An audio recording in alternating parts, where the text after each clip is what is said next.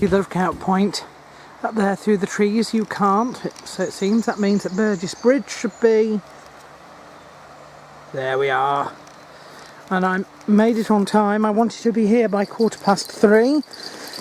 It's I think about 1:45. I've not done too badly. There have been boggy bits, but actually the gorge is strangely dry. I wonder if that's because it's beginning to grow its fuzz, its spring fuzz, and it may well be that the water has all been soaked up and this place is beginning to come alive again.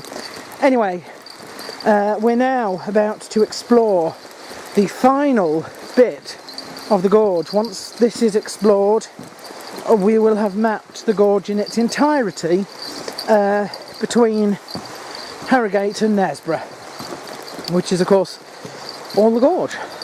So this is Burgess Bridge from the Burgess side. So we're north of the River Ned. Down there, I don't know if you can see where the lady is with the dogs, can you? Maybe. Saw a wagging tail there. There she is. That is Snake's Pass, which goes along there and up to this road. Then you have to descend back down into Sanctum. Now the idea is that you carry on from Sanctum in that direction, somehow go all the way round and come back down here. Now there is an access road, and that's a natural transport road like this, but I'm reliably told that it's a footpath that sort of intermingles with this. So I'm going to head this way and see if I can end up in Sanctum. So I think that is where I need to go next, up that side there, and hope that it sort of carries along the top. I had thought that maybe there was a path down there, but I don't think so. I think that is really just some sort of plateau.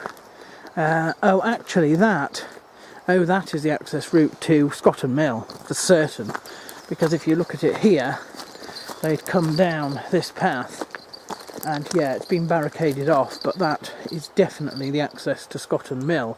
So we'll forget about that.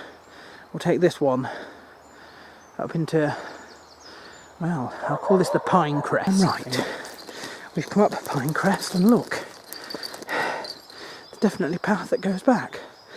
I think there's two paths here, a higher and a lower path, but I think they lead to the same place. I'm just going to have a check on that. So on my route I found that's the pine thing there, and this way you see there is a way to get to Scotton Mill on foot. That is a no right of way sign. As I imagine, this is a walking way to Scotton Mill. It doesn't go anywhere except to Scotton Mill, and Scotton Mill is actually quite a long way back in that direction. I'm not going there. It's enough to know that there's a walker's way and a transportation way. Now we're onwards and upwards, and I think that this path there and that path there bend round and reach to the top. There may be, though, a left-hand turning, which I need to look at, leads there. That's an exit to somewhere between Killinghall, whatever the hell is over there. I'm going to call it the Killinghall exit. That's all I need to know. Now I need to carry on in this direction. There is an owl about in this area of the gorge. He lives very close to Sanctum, which is sort of just down at the bottom where that meets the river. This is very, very lovely. I have a feeling this may just be another exit. However, this is a beautiful little seat to sit on, if I can show you. Look at that. Look at the view. I hereby call this New Sanctum. Woodland Trust, all is forgiven. Pine Crest has dropped us down here, and this is an entrance to the gorge. The little car park. This is the start of the Woodlands Trust, a little roundy thing. That's the Pine Crest there. This is the road, the same road that we walked up. So if I keep walking down here, those two will meet and curve back to Burgess.